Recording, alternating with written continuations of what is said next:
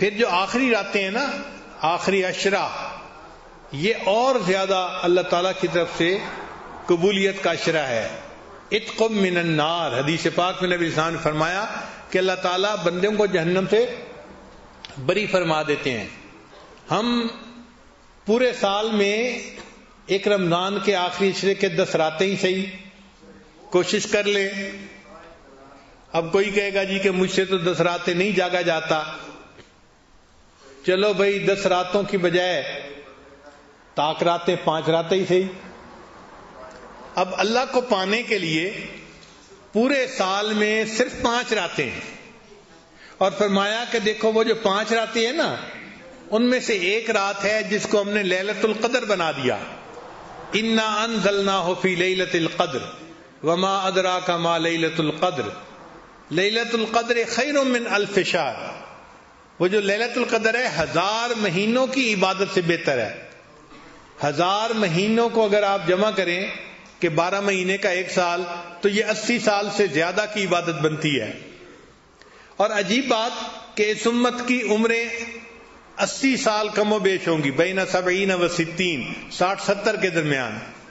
تو گویا اللہ تعالیٰ یہ فرمانا چاہتے ہیں کہ ہم اس رات میں بندے کی پوری زندگی کے گناہوں کو معاف فرما دیتے ہیں. تو ایک رات میں پوری زندگی کے گناہ معاف، یہ بھی اللہ تعالیٰ کی کتنی مہربانی ہے. اچھا، بعض دوست سوچتے ہیں کہ جی ہمیں کیا پتہ لیلۃ القدر کب ہے. ہاں بھئی، پتہ تو کسی کو نہیں ہے، لیکن ہم اگر کوشش کریں تو ہم لیلۃ القدر میں عبادت کا درجہ پا سکتے ہیں. نبی علیہ السلام نے حدیث مبارکہ میں نشانیاں بھی بتائی ہیں. وہ ایسی رات ہے جبریل علیہ السلام فرشتوں کو لے کر نازل ہوتے ہیں، گلیوں کے موڑ کے اوپر جھنڈے لگا دیے جاتے ہیں، رحمتیں نازل ہوتی ہیں، اور یہ فرشتے دعا مانگنے والوں کی دعاؤں پر آمین کہتے ہیں، ان سے مصافحہ کرتے ہیں. کیسے نور کی رات ہوگی بھائی. لیکن ہمیں یہ نہیں پتا کہ وہ رات ہے کون سی. مگر اللہ تعالیٰ نے بندوں کو محروم بھی نہیں رہنے دیا، اشارہ کر دیا.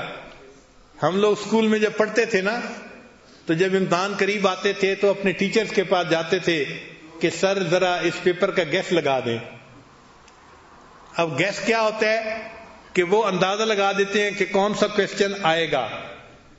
کیونکہ ان کا تجربہ ہوتا ہے تو واقعی ان کے گیس بڑے کامیاب ہوتے ہیں. خاص طور پہ ہمارے کچھ قریبی دوست ہیں، سارا سال دفتروں میں کام کرتے ہیں، اور جب وفاق کا امتحان ہوتا ہے تو 1-2 ہفتے پہلے ہمارے جامعہ میں آ جاتے ہیں، اور وہاں کے اساتذہ سے وہ گیس لگواتے ہیں کہ کون کون سے سوال آئیں گے، اور ان کو کہتے ہیں کہ ہمیں ان کی تیاری کر دو، اور اللہ کی شان کے وہ تیاری کر کے امتحان دیتے ہیں، جو جدن پاس ہو جاتے ہیں. تو یہ گیس کئی دفعہ بڑے کام آتے ہیں. تو اللہ تعالیٰ نے بندوں کو کھلا تو نہیں بتایا کہ کون سی رات لیلۃ القدر ہے، اس لیے کہ جستجو رہنی چاہیے، آگے بڑھنے کی خواہش رہنی چاہیے. اگر بتا دیتے تو لوگ سارا سال آرام سے سوئے رہتے، اور جی لیلۃ القدر آئے گی بس اس رات پہ عبادت کر لیں گے. تو اللہ تعالیٰ نے چاہا کہ میرے بندے جستجو میں تو لگے رہے، مگر ایک اشارہ کر دیا. وہ اشارہ کیا کیا؟ فرمایا کہ تنزل الملائکۃ والروح فیہا باذن ربہم من کل امر سلام. وہ جو رات ہوتی ہے اس میں سلامتی نازل ہوتی ہے، رحمتیں نازل ہوتی ہیں، برکتیں نازل ہوتی ہیں.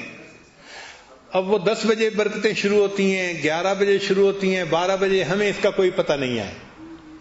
لیکن ایک بات پکی ہے، اللہ فرماتے ہیں حی حتی مطلع الفجر.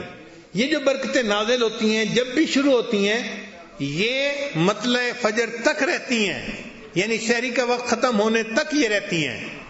لہذا ایک دستور مل گیا، ہم ہر رات میں جب سحری کرنے کے لیے اٹھیں، وہ آخری لمحات ہوتے ہیں، تو ہم اس وقت 2-4 رکعت تہجد کے پڑھ کے دعا مانگیں اور سحری کریں.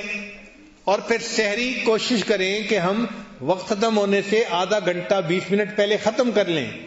اور وہ جو سحری تک کا وقت ہے نا 15-20 منٹ کا، یہ بڑا قیمتی وقت ہے. اگر ہم نے رمضان کی ہر رات میں ان 15-20 منٹ میں دعا مانگی تو کوئی نہ کوئی رات تو ہوگی نا کہ جو لیلۃ القدر کی ہوگی، اور وہ لیلۃ القدر کی جو ہے برکتیں